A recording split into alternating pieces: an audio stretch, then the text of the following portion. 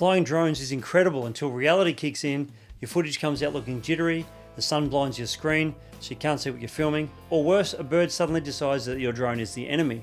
But the good news is, there are a few simple accessories that fix these problems instantly, and one of them literally saved my drone from a seagull attack, but I'll get to that in a minute. By the way, before we get together, I put together a free cinematic starter kit for you. It's packed with tools to make your footage look instantly more professional.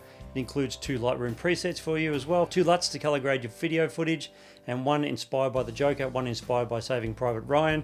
So whether you want a dark, moody look or that gritty cinematic vibe, you've got it. And of course, it's all free. You can grab it in the description as always. Now let's get into the gear. Now let's start with an accessory that doesn't sound exciting, but can ruin your entire day if you ignore it, which is memory cards. A slow micro SD card can't keep up with 4K video.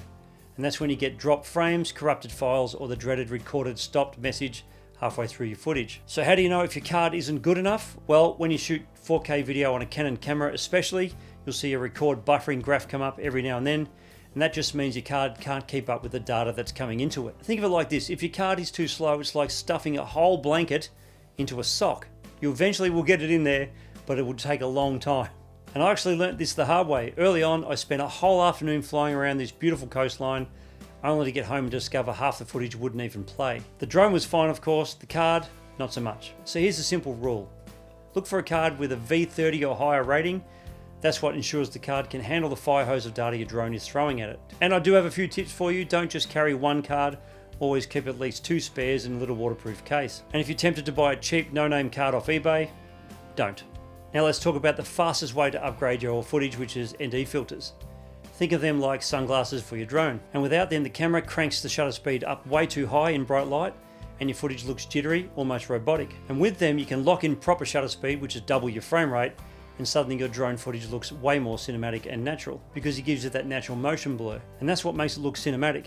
And I'll be honest, when I first started flying drones, I thought ND filters were just a gimmick, but then I compared my shots side by side, one with filters and one without, and the difference is night and day. One looked like amateur YouTube footage, the other looked like it belonged in a movie. And my tips for this are to get a 3-pack like this one here. This one actually came with my DJI E3S, as you can see.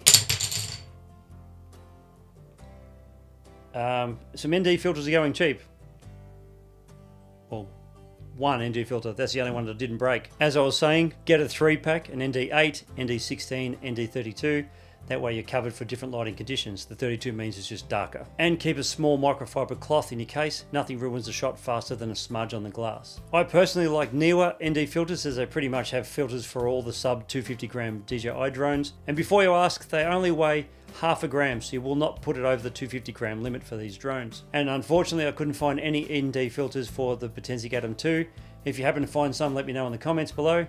But if you're not sure exactly what items to get, don't worry, because I'll put all the links in the description to make it easier for you to choose what you need. Now here's the accessory that saves your sanity: a sunshade for your screen. You know the situation, it's a bright day, you launch your drone, you line up your shot and you can't see a goddamn thing. And I usually try to find some shade to stand in, but sometimes that's not an option because you're on a beach or in the desert or something. So you're squinting, shading your hand, trying to block the sun with your body and guessing your composition, basically flying blind. And a sunshade for your screen fixes all that because it blocks the glare so you can actually see your framing, your histogram and your focus. It's cheap, universal, and once you use it, you'll never go back. And here's a tip for you: if you can, depending on your drone, use a tablet instead of a phone because bigger screens make a massive difference. Oh, and make sure your sunshade folds flat because some of the bulky ones feel like you're carrying around a shoebox. And here's a bonus tip for you: it is a strobe light that clicks on top of your drone. And on paper, it's all about safety and compliance. And in most countries you legally need one for night flying anyway. But even during the day, it helps you spot your drone at crazy distances, like a little lighthouse beacon in the sky. But there is a secret benefit: strobes actually help keep birds away. A flashing light signals danger, so magpies, seagulls and hawks are far less likely to dive bomb your drone. I had one flight where a few seagulls came after the drone with a vengeance, and after I started using strobes, that problem disappeared. Literally, the birds just stayed away. I'll link my recommended options in the description as always. They work with almost every drone.